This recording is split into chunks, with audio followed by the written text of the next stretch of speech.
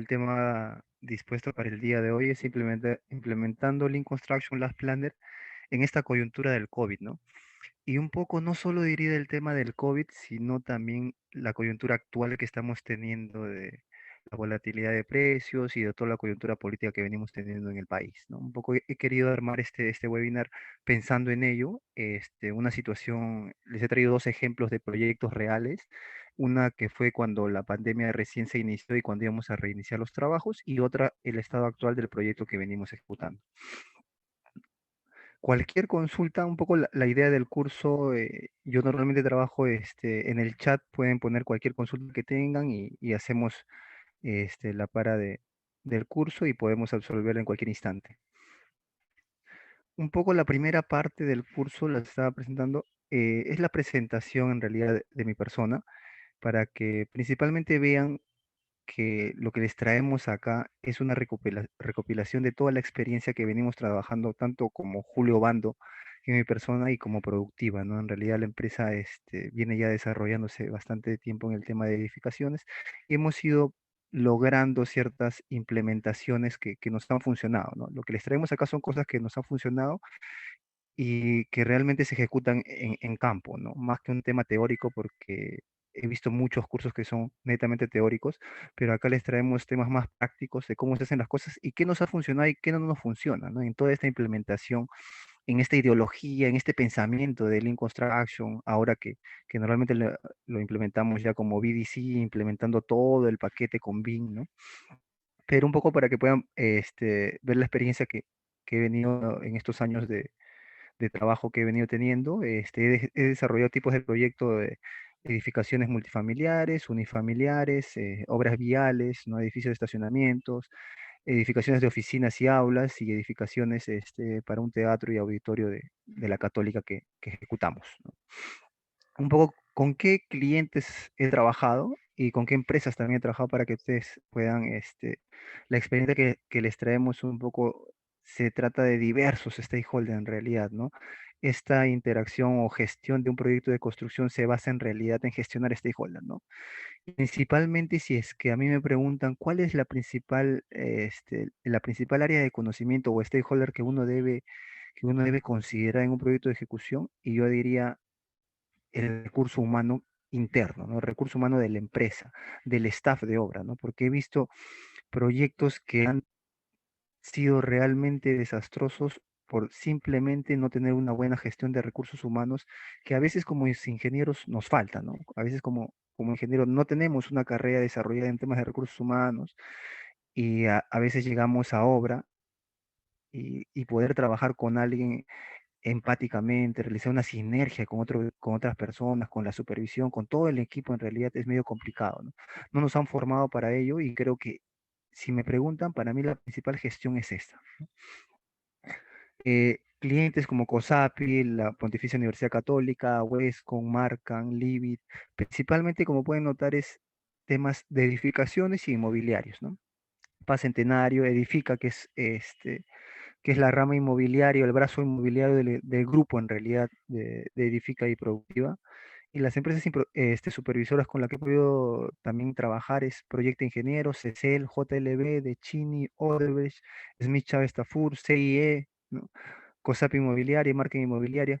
Como pueden ver, de las supervisoras privadas más que todo, yo creo que en el sector privado por lo menos me he desenvuelto con un 80, un 70% de las empresas supervisoras reconocidas en el mercado, ¿no? Datos relevantes ejecutados, ¿no? 423.000 metros cuadrados, cantidad de departamentos entregados 3.000, más de 3.500, cantidad de estacionamientos, más de 4.000 estacionamientos, y monto gestionado a la fecha 635 millones, ¿no? Este es el contenido que le traemos para hoy día. eh, la primera diapositiva en realidad es un resumen de toda la implementación Lean Construction, que dentro de Lean Construction está el sistema Last Planner, ¿no? Es una sola diapositiva, en realidad quise traer un resumen bastante compacto para poder transmitirles la parte teórica y después pasar al tema práctico, a mostrarles fotos, a mostrarles qué estamos haciendo nosotros en obra, qué nos ha funcionado en el proyecto en realidad bajo la implementación de Lean y con toda la coyuntura del COVID y la coyuntura actual que tenemos, ¿no? Vamos a ver en el punto 2 la base legal del COVID, que es algo también que lo vamos a pasar rápidamente, que ya con la cantidad de meses que venimos ejecutando proyectos, ya es una base legal conocida, creo, para todos los que estamos involucrados en gestionar proyectos de construcción, ¿no? Y las otras áreas de conocimiento que les traigo es principalmente las áreas que se han visto afectadas por toda esta coyuntura del COVID, ¿no? La gestión de integración, que un poco cómo ha cambiado la integración del proyecto por toda la coyuntura del COVID, ¿no? La gestión de tiempo, que es básico, cómo nos ha impactado a nosotros el tiempo, en realidad en la época, la etapa de cuarentena y después el reinicio y la ejecución también, ¿no? Cómo nos impacta todo eso y cómo lo plasmamos al cliente, que es un poco la gran tarea que nosotros nos planteamos en la empresa, ¿no? En la empresa lo que buscamos es que, no sé si habrán escuchado, pero ahora estamos bastante enfocados en los contratos colaborativos, ¿no? En los sistemas colaborativos. Y lo que tratamos siempre es de buscar una transparencia con el cliente para que él vea que realmente no es que queremos cobrar más o que queremos pedir mayor ampliación de plazo, ¿no? Lo que queremos en realidad es transmitir lo que realmente ha pasado, ¿no? Lo más justo para las partes, ¿no? Porque también nosotros es algo no imputable a nosotros y las cosas que son imputables a nosotros definitivamente aceptarlas también. La gestión del costo que también se ve involucrado con este impacto del COVID. La gestión de stakeholder, que vamos a poder ver cuáles son los stakeholders que se han modificado y cuáles son los stakeholders que tenemos que considerar ahora para esta etapa de la ejecución de proyectos considerando lo del COVID y algunas conclusiones y recomendaciones de la presentación. En la primera parte siempre nos basamos nosotros en realidad como empresa en este sistema de producción Lean que fue dado por el capítulo Lean Construction del Perú y siempre nos basamos en esto, ¿no? En este orden de prelación que se da. Eh, yo creo, me imagino que en su mayoría capaz ya lo han escuchado, pero un poco, estos son los pasos que debemos seguir para poder implementar cualquier gestión de proyectos bajo el enfoque de Lean Construction, ¿no? Asegurar que los flujos no paren, lograr flujos eficientes y lograr procesos eficientes, en ese orden, ¿no? He visto justamente hace poco, hablando con unos amigos que están relacionados en el mercado, están buscando cada vez hacer proyectos en menos sectores, ¿no? Pasaron de tener 5 a pasar a 4, a 3, y como que la gente se emociona, se entusiasma mucho con bajar sectores en la ejecución de un proyecto, ¿no? Que de alguna manera te da una, un resultado rápidamente, ¿no? Porque bajas un sector, ves que tu plazo disminuye, pero lo más importante de esto, ahora vamos a ver las herramientas que se utilizan para cada uno de estos objetivos que se ponen en la implementación de Lean Construction. Lo más importante, antes de que bajar un sector, es asegurar que el flujo no pare del proyecto, ¿no? Eso es lo que en realidad, si queremos ponerle porcentajes de en qué porcentaje vamos a mejorar la eficiencia de nuestro proyecto implementando estos tres pasos, yo diría que el primer punto, que es asegurar que los flujos no paren, por lo menos debe ser un 70% de eficiencia. Lograr que los flujos eficientes nos debe dar un 25%. Y lograr procesos eficientes nos debe dar un 5%, el restante, el saldo. Pero en esa magnitud de incidencia se va a dar cada paso que nos recomienda el capítulo para poder implementar el enfoque de Lean Construction o el sistema de producción efectivo, ¿no? Algunos lo conocen como un sistema de producción efectivo, al sistema de producción Lean planteado por el capítulo. Vamos a empezar. ¿Y por qué se logran estos objetivos, no? ¿Por qué se buscan cumplir estos objetivos, no? Principalmente por la variabilidad que tiene cualquier proyecto de construcción, ¿no? Ustedes pueden notar que en el paso de los años, la industria de la construcción ha sido la industria que menos ha evolucionado, ¿no? Hay una curva que la pueden encontrar en cualquier página web donde se ve cómo han evolucionado las industrias durante el tiempo, ¿no? Y pueden ver que la industria de la construcción es prácticamente una industria que no ha evolucionado. en lo que es sistemas de gestión de producción, ¿no? Que es lo que, en lo que se aplica el sistema Lean Construction, ¿no? Y como les digo, prácticamente la industria de la construcción no ha evolucionado, ¿no? Si vemos la industria manufacturera, la industria automotriz, son industrias que durante el pasado de los años han evolucionado bastante, ¿no? Se han vuelto hasta la industria automotriz robótica, ¿no? Ya no necesita mucha gente, ya no necesita mucha mano de obra. Y comparado a lo que es construcción y en esta parte del mundo, ¿no? Peor todavía, ¿no? Podemos ir, algunos profesores, algunas cátedras que hemos podido participar, nos decían mucho sobre la industrialización de la construcción en la parte de Europa, donde ya estaban tratando de robotizar un poco la construcción, ¿no? De usar la menor cantidad de mano de obra, ¿no? Pero lamentablemente en esta parte, y no creo que sea tan lamentablemente porque no debe haber una distancia muy grande entre lo que hacemos nosotros y lo que hacen ellos, pero todavía seguimos usando mano de obra y es por eso que es tan importante un sistema de producción eficiente, ¿no? ¿Cómo aseguramos que los flujos no paren? Principalmente son dos herramientas, ¿no? Uno que es el manejo de la variabilidad, que es con el uso de buffer. Tenemos tres tipos de buffer: el buffer de capacidad, el buffer de inventario y el buffer de tiempo, y el sistema Las Planas. Son las dos únicas herramientas que van a asegurar ese 70% de eficiencia. Como les digo, yo he tenido proyectos que ni siquiera me he preocupado por pasar a los otros pasos, porque no estaba, este primer paso no lo habíamos superado al 100%. Y he tenido proyectos completos, íntegros, desde la etapa de excavación hasta la etapa de entrega, que no hemos sobrepasado este paso y nos hemos quedado en asegurar que el flujo sea eficiente, que el flujo no pare. Ni siquiera hemos dado un paso más a que los flujos sean eficientes porque no podemos dar un paso más si es que no lo tenemos al 100% controlado, ¿no? Los buffer, vamos a ver, en la capacidad, ¿no? Como su nombre lo dice, es un buffer donde uno tiene que tener algo preparado, ¿no? Supongamos, cuando vamos a vaciar concreto y los mixers se demoran en llegar, esta gente que está esperando que llegue el mixer, ¿qué va a hacer en ese tiempo, ¿no? Pensar en un buffer, una capacidad para que la gente, cuando pase algo, pase a otro lado a hacer otra actividad y no pierda tiempo.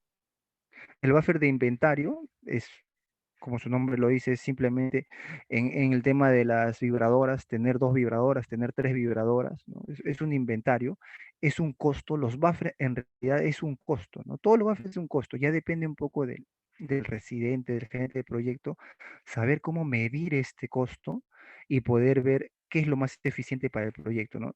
Porque la idea no es que me voy a llenar un buffer de inventario de lo que son vibradores y voy a traer 10 vibradores al proyecto, ¿no? Porque ya nos volvemos ineficientes.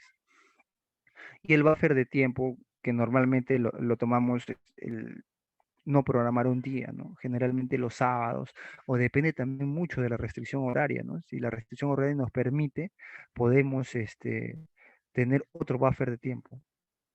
Y el sistema Last Planner ya es implementación de todo el sistema del último planificador, ¿no? En gran resumen, el sistema Last Planner lo que busca es que la planificación del proyecto, las restricciones, sea realizada, sea identificada por la última persona que realiza el trabajo. Por eso es el último planificador, ¿no? La última persona que va a realizar el trabajo es la persona quien tiene la mayor cantidad de restricciones, es la persona quien va a poder identificar las mismas y es la persona que va a dar las mejores alternativas para levantar esas restricciones, porque él está en el campo de acción, ¿no? Y teóricamente el último planificador debería ser el obrero, ¿no? Porque el obrero es quien realiza la actividad y es quien se va a dar cuenta o va a pedir todas estas dificultades, todas estas restricciones en el proyecto, ¿no? Pero normalmente el último planificador en una obra o es el maestro de obra o es el jefe de campo, dependiendo del organigrama de la empresa que tenga, ¿no? Y ese es en gran resumen el sistema de las planas, ¿no? Traer una planificación macro a una programación más a corto plazo mediante un último planificador, ¿no? Ya hay diferentes etapas para implementar el sistema Las Planas, ¿no? Porque tenemos que pasar de una planificación macro, una planificación maestra, pasamos a una planificación, un Lucajet, que es lo que normalmente es el segundo paso para poder implementar el sistema Las Planner. Y en un LUCAG nosotros identificamos restricciones, identificamos la falta de recursos, identificamos la cantidad de recursos que necesitamos, ¿no? Ya sea mano de obra, sea su contrato, sea equipo, y una vez identificadas se levantan, ¿no? Y pasamos, después de LucaHead, pasamos a la programación semanal y después a la programación diaria. Es traer la programación macro, que siempre, normalmente es un GAN, en un proyecto cuando uno licita presenta un GAN, y traer ese GAN a una programación diaria y hacerlo posible, ¿no? Ejecutarlo, ya poderlo ejecutar, porque uno, si pretende ejecutar un GAN, lo que va a pasar es lo que uno idealmente quiere hacer, pero no tiene las herramientas para hacerlo. No sabes si lo has levantado todas las restricciones. Y es por eso que todo este proceso de traer la planificación maestra, traerlas a un LUCAG, traerlas a una programación semanal y traerlas a una programación diaria, asegura de que nosotros generemos un escudo y lo que realmente programemos al final del día se pueda hacer, ¿no? Es, de alguna manera, es compensar lo que queremos hacer con lo que podemos hacer y es lo que vamos a terminar haciendo. En la parte 2, que ya es lograr los flujos eficientes de un sistema de producción Lean, tenemos dos grandes herramientas, ¿no? La sectorización y balance de recursos, que está muy ligado a la teoría de física de producción, que se basa, principalmente la sectorización se basa en la teoría de lotes, donde te pide que el lote de transferencia sea mucho, mucho menor al lote de producción. Y es por eso que se procede de alguna manera, los proyectos empiezan a sectorizarse, ¿no? Normalmente, ¿se acuerdan? Hace años, las casas, los proyectos de unifamiliares, los proyectos pequeños, generalmente se sectorizaban en uno solo, ¿no? Los días sábados o domingos juntaban un gran grupo de gente de recurso humano y vaciaban los techos. Hacían solo un solo lote de transferencia para empezar a hacer el segundo piso. Un solo día. ¿Qué es lo que pasaba? Tú vas a producir un piso, un techo, y vas a transferir un techo, porque una vez que recién produzcas y transfieras a que inicies el segundo piso, vas a tener tu lote de transferencia, ¿no? Tu lote de producción era igual a tu lote de transferencia. Entonces lo que hacemos, yo voy a producir no un techo, voy a producir la cuarta parte del techo y voy a transferir para que se empiece a ejecutar el segundo piso. Entonces, tu producción al final de la semana va a ser un techo completo, pero tu transferencia va a ser un cuarto del techo. Y lo que estamos haciendo es que nuestro lote de transferencia sea mucho menor a nuestro lote de producción y lo que normalmente lo conocemos en edificaciones o en proyectos inmobiliarios como la sectorización de un proyecto, ¿no? Y podemos ver en esta imagen cómo normalmente ahora ya los proyectos tienen un sistema integrado y ya se basan en un PDC, se modelan y pues empezamos a poner un proyecto en 4D donde ya le ponemos tiempo al modelo y empezamos a ver cómo evoluciona el proyecto, ¿no? En cuatro sectores, en este caso pueden ver el proyecto se ejecutó de esa manera y la segunda herramienta para lograr un flujo eficiente es un tren de actividades. El tren de actividades se basa mucho en el tema de cuál es el mejor sistema de producción, ¿no? El sistema de pull o el sistema push, ¿no? El sistema de empujar las actividades o el sistema de jalar las actividades, ¿no? En resumen, lo que busca el sistema Lean Construction es un sistema que sea de jalar, ¿no? La actividad sucesora lo que tiene es jalar las actividades predecesoras. Porque si uno busca un sistema de empujar, lo que va a generar es inventarios, ¿no? Va a generar stock. Es, supongamos, la partida de acero con la partida de encofrado, ¿no? Si acero empieza a empujar a la partida de encofrado y empieza a habilitar o empieza a colocar mayor cantidad de acero de lo que necesita el encofrado, se va a generar actividades que capaz no se pueden ni valorizar, como habilitación de acero, y vas a empezar a generar un stock, ¿no? Un stock que al final se va a traducir en costos. Y es por eso que todas las ejecuciones y lo que busca un tren de actividades es un sistema de jalar, ¿no? La actividad sucesora tiene que jalar. Y este sistema normalmente se basa o se traduce en un tren de actividades, ¿no? Vamos a tren de actividades, vamos a secuenciar nuestras actividades y vamos a avanzar en trenes de trabajo que van a originar de que nuestra curva de aprendizaje también sea mayor, ¿no? Vamos a hacer de que nuestras cuadrillas ejecuten lo mismo todos los días, ¿no? Nuestra cuadrilla de encofrado de verticales va a ejecutar verticales todos los días.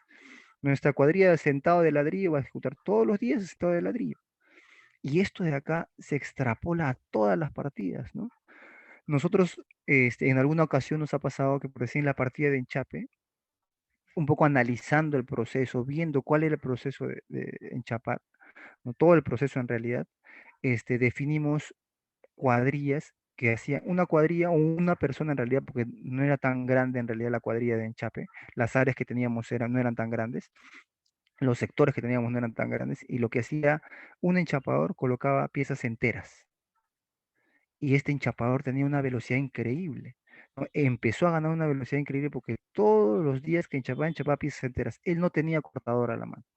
Y teníamos una persona atrás que iba poniendo los remates, que era una persona que se especializó en colocar remates de cerámico, que era el único que tenía la cortadora. Y generamos un tren, una curva de aprendizaje, y empezamos a obtener buenos resultados, ¿no?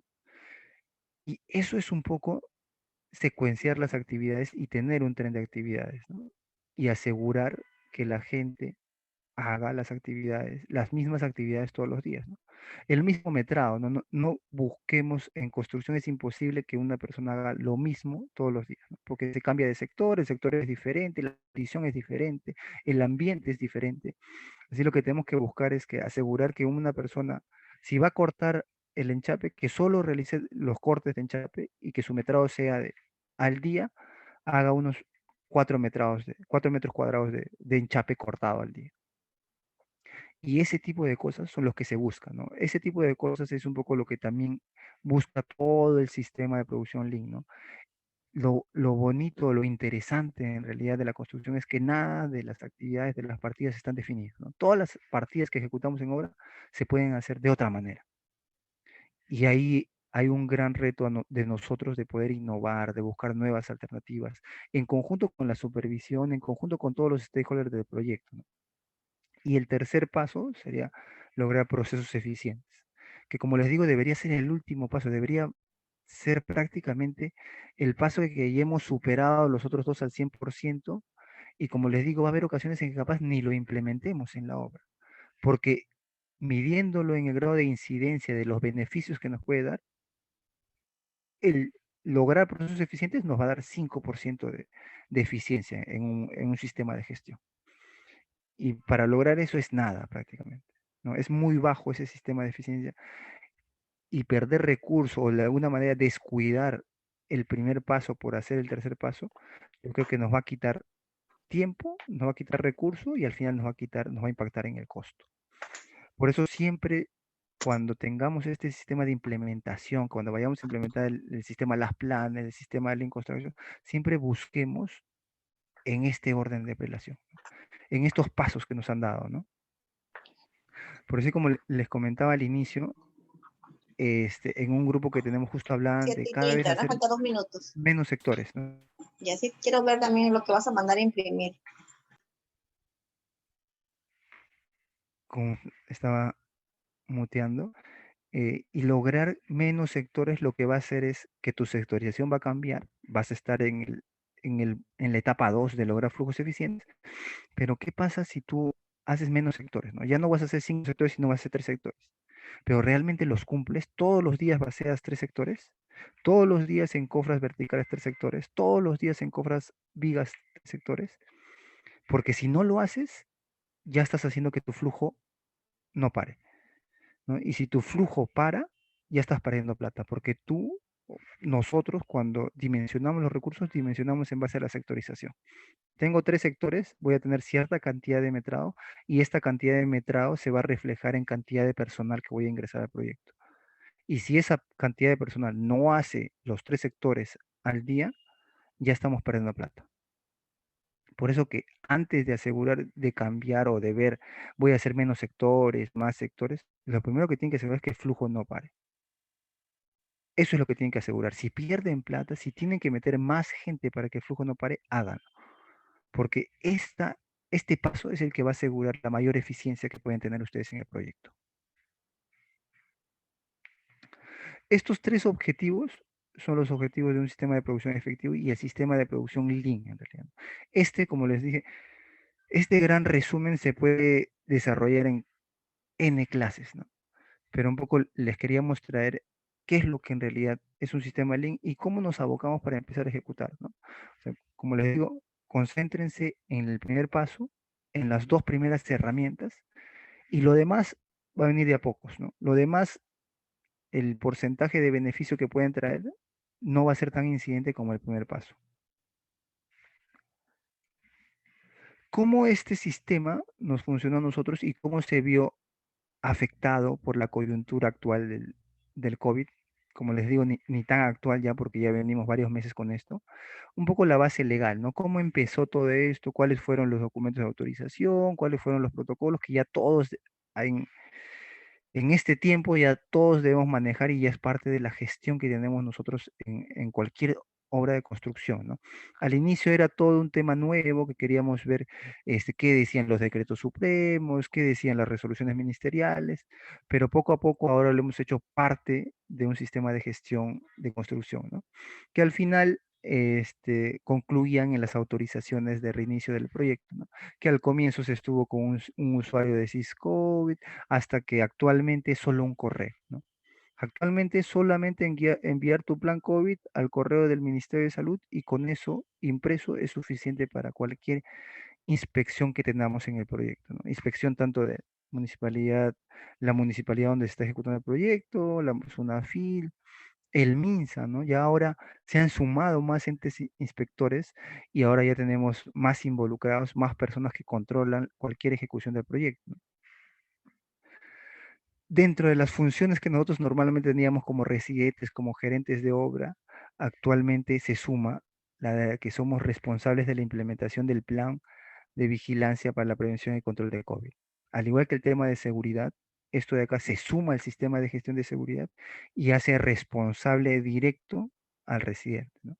En el tema de seguridad igual, ¿no? Ya no solamente es un tema, ya no es solamente un tema de denuncia, ya de alguna manera llega hasta denuncia penal, ¿no? En el tema de seguridad y no solo llega contra el gerente de obra o el residente, ¿no? Sino llega hasta los representantes legales de la inmobiliaria, de la constructora, ¿no? Pero el responsable directo en realidad es el residente, ¿no? Y eso tenemos que cuidarnos mucho, ¿no? Los que estamos gestionando proyectos tenemos que tener muy claro eso, ¿no? Para nosotros en la empresa siempre decimos que nosotros tenemos tres, de alguna manera, tres patas que nos guían en cualquier gestión de proyectos de construcción, que ya, como ya lo habrán escuchado, ¿no? Que es el tema seguridad, calidad y producción. Y dentro de esas tres está inerte el costo, porque dentro de las tres hay costo. Pero la más importante, si queremos poner un orden de prelación, primero es la seguridad, segundo la calidad y tercero la producción, ¿no? Eso debe ser en cualquier implementación que ustedes tengan cuando cambian de proyecto. Yo particularmente he tenido oportunidad en que me cambian de un proyecto a otro a la mitad, que llego a un equipo de obra nuevo que no conozco, pero donde primero llego a hacer, a revisar la gestión, es en seguridad, porque es, de alguna manera es la gestión que afecta a todo lo demás, ¿no? Si tenemos un accidente, nos paran la obra y si nos paran la obra ya no hay calidad, ya no hay producción y nos genera un sobrecosto tremendo. Igual en calidad, ¿no? Si en calidad pasa algo, nos paran la obra o si en calidad tenemos no liberan algún proceso, no vamos a poder vaciarlo y afectamos la producción, afectamos el costo, ¿no? Por eso el orden que debemos atacar nosotros una gestión de proyecto es seguridad, calidad y producción, ¿no? Dentro de todo este requerimiento normativo que nos puso el Ministerio de Salud, que nos puso el gobierno, los dos puntos importantes que afectaban en realidad la ejecución del proyecto era el distanciamiento social y el aforo del 50%. Y no solo afectaba, sino era cómo nosotros trasladamos la norma que nos pedían el distanciamiento de 1,5 metros y el aforo del 50% a una obra de construcción. ¿Cómo lo hacemos? Porque normalmente tenemos para un restaurante, para un centro comercial donde se puede tener un aforo, ¿no? Pero en obra tenemos varios pisos, hasta se podría plantear que no tenemos el aforo del 50%. ¿Cómo se mide, no? Cómo lo planteamos ante una inspección fiscalizadora, ¿no? Y es por eso que un poco les hemos querido traer cómo a nosotros nos ha funcionado, ¿no? Ya hemos tenido inspecciones tanto de la SUNAFIL como de la municipalidad y no hemos tenido mayores inconvenientes, ¿no? Ambas exigencias deben adaptarse interna y externamente al proyecto. ¿Y cuáles fueron los procedimientos que de alguna manera cambiaron por toda esta implementación? El ingreso y salida de obra, las obras provisionales, que afectó bastante, las rutas de circulación y evacuación, y cómo se aplicaba en las áreas de ejecución del proyecto.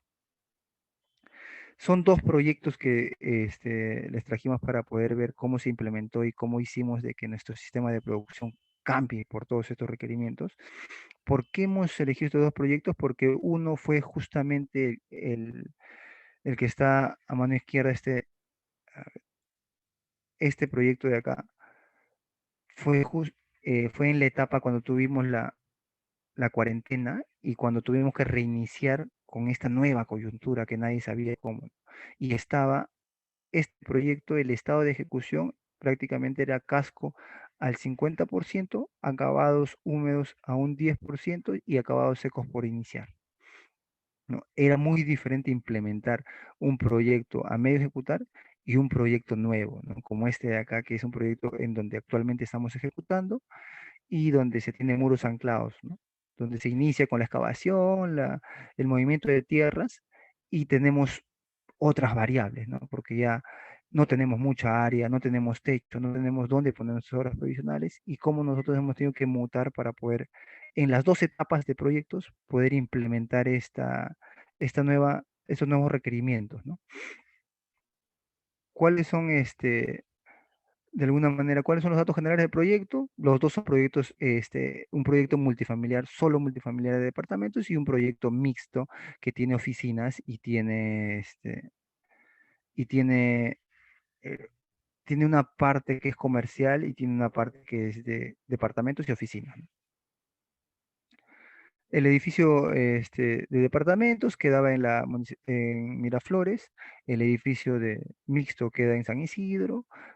Son en realidad dos municipalidades bastante complicadas y bastante exigentes en temas de requerimientos, de el cumplimiento de lo que dice la norma, ¿no? Este proyecto de acá, como pueden ver, tenía un costo total de 20 millones, ¿no? Tenía una distribución de dos torres, que era la torre B, que pueden ver acá, y la torre A, que está para la otra calle, ¿no? Tenía dos ingresos, dos calles, eran dos frentes que estábamos trabajando en este proyecto, y la parte del proyecto de San Isidro es un proyecto un poco más grande, tiene 1800 metros, 2800 de área de terreno y estamos colindando con cuatro calles.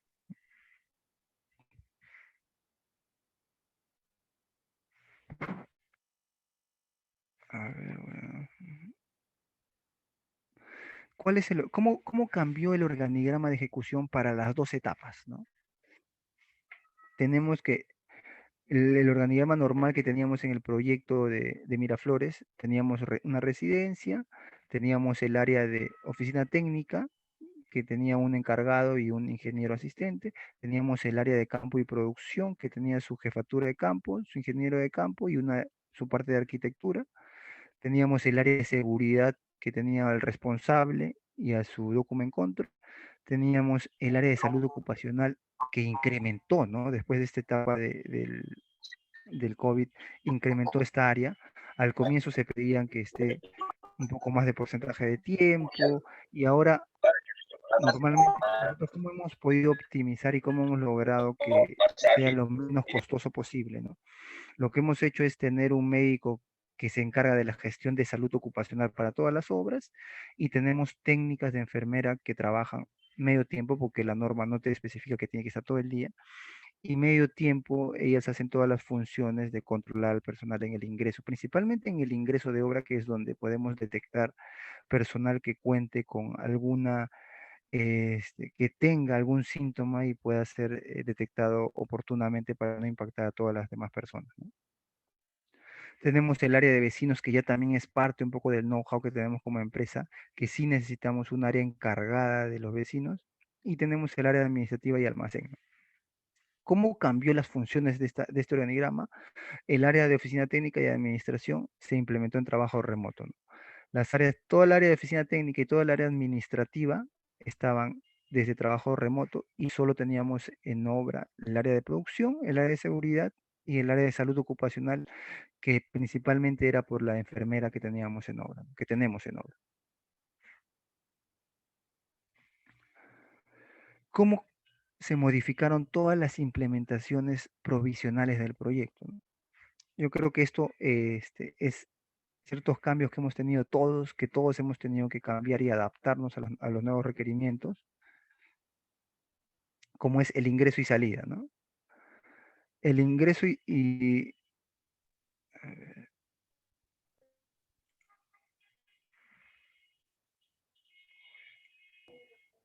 teníamos que implementar turnos. ¿Cuál era la diferencia entre el proyecto de Miraflores y el proyecto de San Isidro? ¿No? El proyecto de Miraflores tenía una cantidad de recursos humanos mucho más grande que el proyecto de inicio de la etapa de excavación, ¿no? Teníamos aproximadamente 180 personas y tendríamos que hacer turnos para el ingreso de, tanto de ingreso y salida de personal, ¿no? Se habilitaron los dos frentes de trabajo y se tenían los dos puertas habilitadas para poder hacer el ingreso, ¿no? Se implementó el distanciamiento por la calle para que el personal entre ordenadamente, ¿no? El ingreso era por las dos escaleras, se tomaba temperatura, registro de ingreso de personal, se tenía un área de desinfección, ¿no? Se tenía un lavadero para el ingreso y todos los protocolos que normalmente debemos tener ahora en los proyectos, ¿no? El proceso de ingreso del personal que tenemos ya mapeado en la empresa, todos los protocolos que tenemos para los trabajadores, para las visitas que tenemos en el proyecto, ¿no? Teníamos un área de ingreso, la zona de control previo, una zona de desinfección, una zona de lavado de manos, una zona de desinfección con alcohol, un registro diario, la entrega de EPPs para el tema de la mascarilla y el ingreso a vestuarios, ¿no? ¿Qué medidas? Acá podemos ver cada paso que hicimos para poder ingresar al proyecto, ¿no? Acá lo importante de esto es la señalización, ¿no? Tener mapeado bien la señalización porque lamentablemente los obreros cuando ingresan al proyecto tratan de, todos quieren ingresar rápidamente para cambiarse, para tomar su desayuno y todo ese tipo de cosas, ¿no? Lo que buscábamos nosotros es tratarles de dar las pautas más rápidas y que se puedan ubicar rápidamente, ¿no? Es por eso se enumeraron los procesos, los ingresos, se trató de implementar un tema de lectura de QR para que la gente no firme, pero al final tuvimos que mutar y hacer y volver a lo que normalmente hacíamos, que eran hojas y que cada uno traía su lapicero para poder firmar su ingreso y su salida. Y acá podemos ver, este es el ingreso que tuvimos en el proyecto que estaba en plena ejecución, que estaba al 50% de casco. Y este es el ingreso que tenemos en este nuevo proyecto, que todos se encuentran en escuadras, ¿no? Que es un proyecto de excavación, donde hemos tenido que habilitar todas las escuadras en el primer anillo del muro anclado, y donde lo primero que se hace es tener la condición para el ingreso del personal, ¿no? Como pueden ver, acá están todas las escuadras y están las oficinas del proyecto y está toda la parte de provisional, ¿no? El ingreso, el vestuario, el comedor, ¿no? Y cómo han cambiado todas estas obras provisionales por toda la coyuntura que hemos tenido, ¿no? ¿Cómo nosotros nos cuidamos o nos protegemos de que cualquier ente fiscalizador venga y vea que estamos cumpliendo el distanciamiento y el aforo solicitado, ¿no? Hicimos en base a la capacidad de la cantidad de personas que teníamos en el proyecto, hicimos un cálculo y en base a esa área colocamos nuestros nuevos vestuarios y pudimos darle una cantidad de aforo, ¿no? Dijimos, tenemos una capacidad de 180 obreros, ¿no? Capacidad manteniendo el aforo al 50% y distanciamiento son 30 obreros. ¿Por qué, no? Hicimos un cálculo. El área de vestuario que tenemos son de 148 metros cuadrados. Tenemos un área de circulación dentro del vestuario de 30 metros cuadrados, un área de lockers de 13 metros cuadrados, lo que nos da un área libre de 105 metros cuadrados, ¿no? Esto, manteniendo un radio de 1.5 metros del personal, te va a dar que el área por persona debería ser 1.77, dándonos un aforo máximo de 59 personas. Entonces, este es nuestro aforo máximo y en base a eso planteamos que nuestro aforo del 50% serían 30 personas. Este cálculo lo tenemos en el vestuario, lo tenemos en todas las áreas que hemos implementado. Hemos implementado manteniendo el tema del aforo y del distanciamiento, y ha sido revisado en realidad con la municipalidad, con la SUNAFIL, y no hemos tenido mayor observación con ello, ¿no? De alguna manera con esto nosotros aseguramos la cantidad de personal que tenemos en obra y que ese personal principalmente cumple el objetivo que es de no contagiarse, ¿no? Acá pueden ver cómo hemos habilitado el vestuario. Este vestuario es en el proyecto que estaba ya ejecutado con sótanos, como les decía, con un 50-60% de casco, que pueden ver que ya en un sótano lo implementamos, se colocaron la señalización respectiva, se hizo el distanciamiento, se colocó los separadores, ¿no?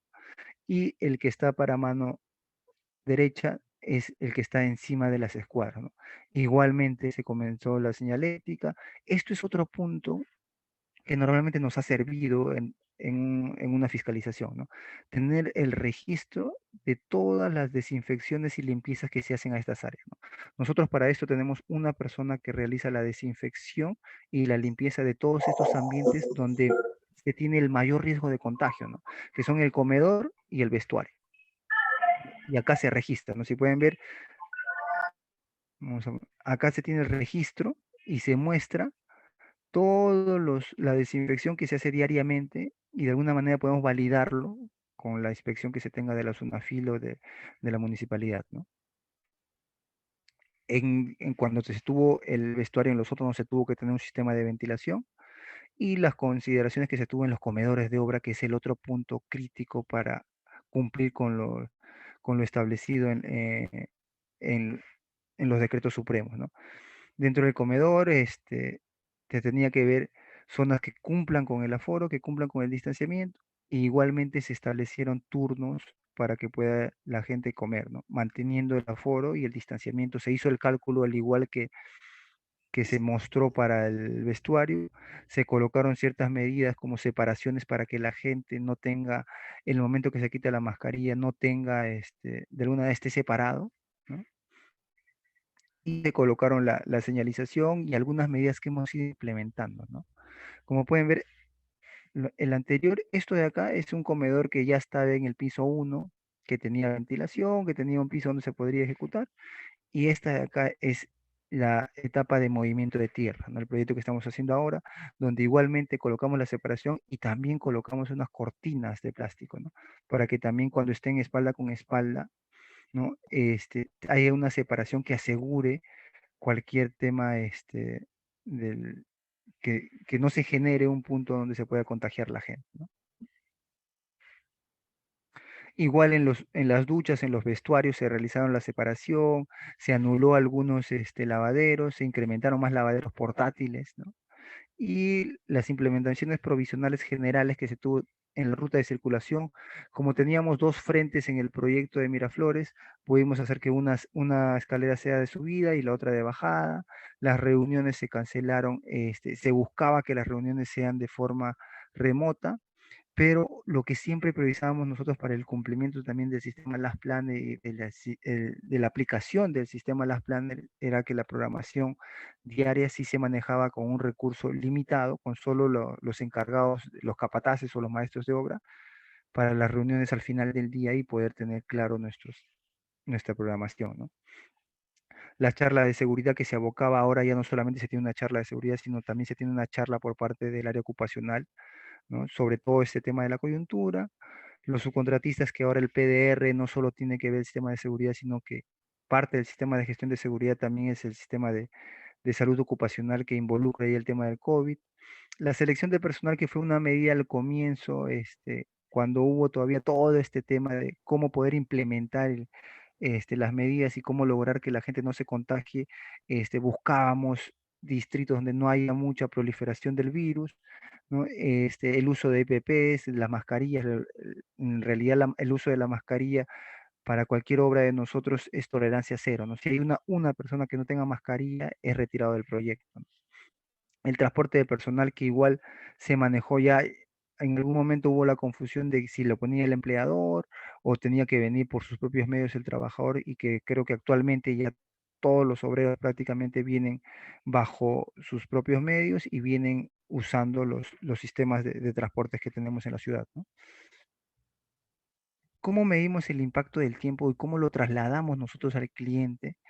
en esta etapa de inicio, más que todo, en esta etapa del proyecto de Miraflores, donde estaba un proyecto a medio ejecutar, que la cuarentena se dio en plena ejecución, nosotros planteamos tres tiempos, ¿no? Tres tiempos para poder trasladar al cliente, ¿no? El periodo de cuarentena, que era el periodo del 16 del 3 hasta el 25 de mayo, que fue cuando nos aprobaron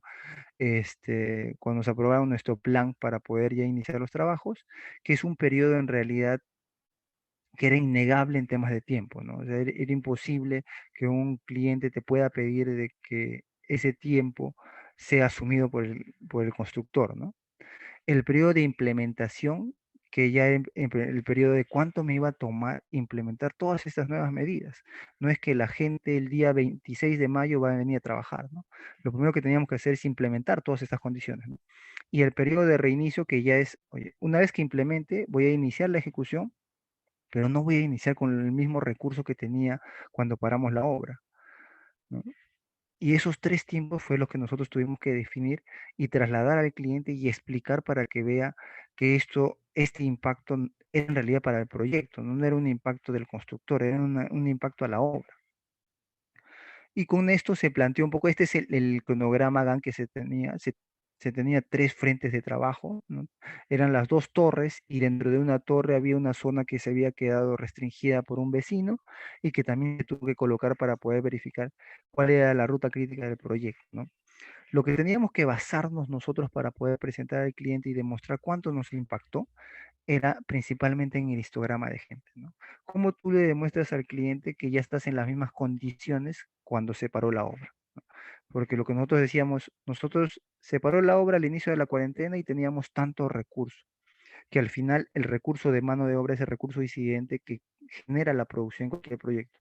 Y para poder tener las mismas condiciones tenemos que tener esa misma cantidad de gente para tener las condiciones, ¿no? Cuando se paró el proyecto. Y es por eso que era muy importante la cantidad de obreros, ¿no? Acá nosotros en el histograma veíamos cuánta gente teníamos el día que se nos paró y el día que reiniciamos, cuándo vamos a llegar a tener esa cantidad de gente. Y dividimos el proyecto en fases, ¿no? Porque también nadie sabía cómo íbamos a retomar los proyectos, ¿no? Cómo se iba a controlar, ¿no? El aforo, cómo se iba a controlar el distanciamiento en un proyecto, y es por eso que se plantearon fases de inicio con la cantidad de recursos que se necesitaba, ¿no? Nosotros planteamos la fase uno de la implementación con 15 personas, la fase 2 que se inició con 26 personas, que era iniciar el frente crítico, que era la fase 3, y la fase 3 en realidad, que se empezaba la semana 3, que se iba a empezar a atacar, ¿no? Dentro de los frentes de trabajo, qué se iba a hacer, y la fase 4 que ya estimábamos que iba a ser desde la semana 9, donde ya íbamos a tener 120 personas y donde ya deberíamos tener controlado el tema del distanciamiento y el tema del aforo. Y la fase 5 que ya íbamos a hacer las mismas condiciones con las que nos paró el proyecto. Este fue las fases con las cuales nosotros planteamos nuestro impacto en plazo y pudimos demostrar al cliente cuánto era el reconocimiento de este plazo para poder seguir ejecutando el proyecto, ¿no? Lo pusimos en un GAN, pusimos la cantidad de obreros, cómo iba a evolucionar y en qué fecha yo iba a tener la misma condición que fue cuando me pararon el proyecto. Cuándo iba a llegar a tener el mismo recurso el día que se inició la cuarentena, ¿no? Y con esto veíamos que el impacto en plazo fue de 2.5 meses, ¿no? Porque era lo complicado de medir de alguna otra manera, ¿no? De no usar el recurso. Era medir cuánto iba a ser la improductividad del personal, cuánto iba a ser cuánto es la improductividad del contratista, ¿no? O sea, ya entrar a temas de disrupción es un poco complicado de medir y un poco complicado de demostrar al cliente, ¿no? Es por eso que nosotros lo dividimos por fases y por cantidad de recurso, que era un poco la limitante que nos pedía todas estas dos condiciones de distanciamiento y aforo, ¿no? ¿Cuáles eran las premisas para los escenarios que se tuvo, ¿no? Ver cuánto era la demora permisible que teníamos en el cronograma GAN inicial, cuáles eran las partidas que tenían una demora permisible para ver que esas partidas las batiemos lo más tarde posible, cuál era la ruta crítica del proyecto, que es lo que generalmente se ve en una afectación de plazo, cuáles eran las actividades a priorizar, ¿no? Las partidas vinculadas con tiempos tecnológicos, ¿no? Porque lo que nos pasó cuando empezamos a hacer esta iteración de impacto en plazo es que hacíamos que las partidas que no eran necesarias, las prioricemos, ¿no? Que ya iban a tener un tiempo de espera como el desencofrado, el tecnológico o el tema de secado de la pintura, ¿no? O sea, era en vano acelerar o iniciar una partida que sabíamos que ya se iba a perder un tiempo tecnológico de desencofrado o de secado.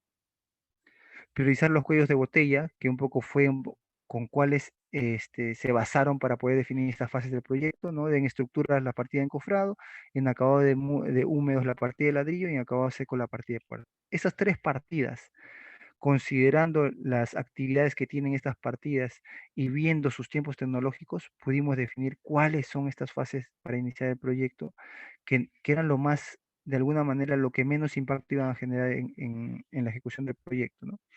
Y con eso podíamos obtener nuestro impacto y demostrar al cliente cómo esto de acá nos movía el plazo del proyecto, ¿no? ¿Cuáles eran los impactos no medibles que hasta ahora se dan no solo por la coyuntura del COVID, sino también por la coyuntura actual político que tenemos, que eran las paralizaciones de obra por infectados? No, no sabíamos. Hasta ahora no sabemos, ¿no? Se puede venir una tercera ola, podemos tener mayores infectados y se puede parar el proyecto, se puede haber una pérdida de productividad y un incumplimiento en plazo porque todavía no está al 100% manejado esto. La no disponibilidad de atención de proveedores, al inicio no todos los proveedores atendían y esto hacía de que nuestro avance también nuestro avance y nuestro costo se impacten, ¿no? La ausencia de mano de obra calificada, ¿no? Había escasez de mano de obra porque no todos los obreros querían salir a trabajar, había un temor con el tema del virus que se tenía, ¿no? La rigurosidad de las visitas de Sunafil y municipalidad, no sabíamos qué tan rigurosos iban a ser, ¿no? Si podían pararnos o no la obra, ¿no? ¿Quién iba a asumir ese impacto de esas paralizaciones, ¿no? Y el impacto de vecinos, ¿no? Los vecinos también, nosotros cuando empezamos las obras empezaron a quejar y de alguna manera presionaban a la municipalidad para que no pongamos muchos recursos, no tengamos mucha gente en el proyecto, ¿no? Y lo segundo es que ya teníamos a todos los vecinos en sus casas, ¿no? Haciendo trabajo remoto, lo que involucraba de que no podíamos hacer mucho ruido, de que teníamos que pactar con los vecinos los horarios que íbamos a poder trabajar con ellos porque ya estaban en sus casas, ¿no? ¿Y cuál es la implementación que tomamos ya en el sistema de producción en sí, ¿no?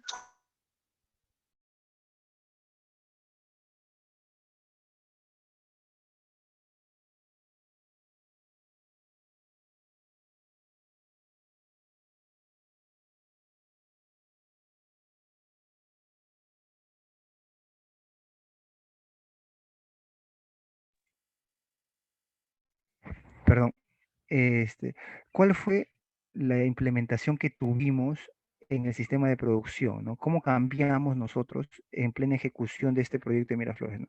Lo principal que hicimos fue agrandar de alguna manera la cantidad de sectores, ¿no? Pasar de tener 4 sectores que eran lo que estábamos ejecutando a pasar a tener 5 sectores. ¿Para qué, no? Para poder disminuir la cantidad de recursos, la cantidad de gente y asegurar el distanciamiento con la gente y asegurar el aforo, ¿no? Y de dicha manera, nosotros cambiamos la cantidad de sectores, pasamos a evaluar, como les digo, estábamos en casco en el piso 9, estábamos en revoques en el piso 5 y en el piso 2 en tabiquería, ¿no? ¿Cuánto era la cantidad de gente que teníamos esa semana y cuánto íbamos a tener por la nueva cantidad de gente, ¿no? Hicimos una evaluación en el modelo, verificamos que se cumple el tema del distanciamiento y del tema del aforo y en base a ello pudimos evaluar que los 5 sectores definidos eran lo ideal para poder cumplir con estos 2 parámetros que nos dio en realidad las resoluciones ministeriales, ¿no? Con eso validamos, hicimos una programación en la mañana y en la tarde para poder verificar que la gente cumpla con estos distanciamientos y cómo cambiaba, ¿no? Pueden ver que la cantidad de gente disminuye y podríamos asegurar el distanciamiento del personal, ¿no? Hacíamos por partidas, esto era un trabajo diario que hacíamos, que era parte, un poco se sumaba a la planificación que nosotros hacemos normalmente con el sistema, este, el sistema Las Planner, ¿no? Los sectores que se cambiaron, ya cambiaron de 4 a 5, esta es la torre B, igualmente se hizo la corrida, los frentes que se tuvo, ¿no? Se aseguró el distanciamiento de la gente y cómo cambió en realidad los resultados, ¿no? La disminución de personal, El Frente uno pasó a tener 119 obreros. Hicimos una sectorización, como les digo, de alguna manera mucho más detallada, viendo los horarios para asegurar que la gente no se cruce, que la gente solo suba una vez al proyecto y que no baje para que no haya este tema de poder perder el metro y medio. Y hicimos un mayor seguimiento y control de esto, ¿no? Esto fue el gran cambio que se tuvo en el sistema de producción, ¿no? Y en el sistema de costos, lo principal fue que nosotros definimos con el cliente una suerte de administración, ¿no? Definimos unos costos fijos de implementación y unos costos variables, que los costos variables cada mes se iban a tener que ir revisando porque no sabíamos cómo iba a evolucionar esta coyuntura. No sabemos en realidad, ¿no? A hoy día tenemos mensualmente un costo variable, pero el próximo mes no sabemos si va a aumentar o no, ¿no? Y es por eso que se planteó de esa manera. Nosotros, en resumen, para cuando iniciamos el proyecto, estos 3 primeros meses, teníamos un costo variable de 25.000 y un costo fijo de 28.000 para un proyecto, como pueden ver, de esa magnitud, ¿no? De 76 departamentos, un proyecto mediano, y toda la implementación COVID que nos salió 64.000. En realidad, la inmobiliaria o el cliente es parte del grupo y teníamos que hacer una suerte de administración a libro abierto, ¿no? Nosotros no queríamos sacar una utilidad de esta implementación COVID porque sabemos que es algo que va a afectar, que afectó a todas partes, ¿no? Y los costos de ejecución que tuvimos esos 2 próximos meses, ¿no? ¿Cómo cambió los costos de ejecución? Porque también por un tema de responsabilidad decidimos cambiar las partidas que hacíamos por casa, por productiva, a hacerlo por subcontratista, ¿no? Para no tener mucho el tema de contagios, mitigar un poco. Cuando nosotros ya no somos responsables directos, ya somos, de alguna manera, somos responsables solidarios, pero tenemos menos cantidad de responsabilidad, ¿no? Y es un poco lo que se buscó ante esto, ¿no? De tratar de subcontratar todo durante esa etapa, ¿no? Ahora que ya estamos iniciando proyectos, ya estamos de nuevamente haciendo los proyectos por casa, ¿no?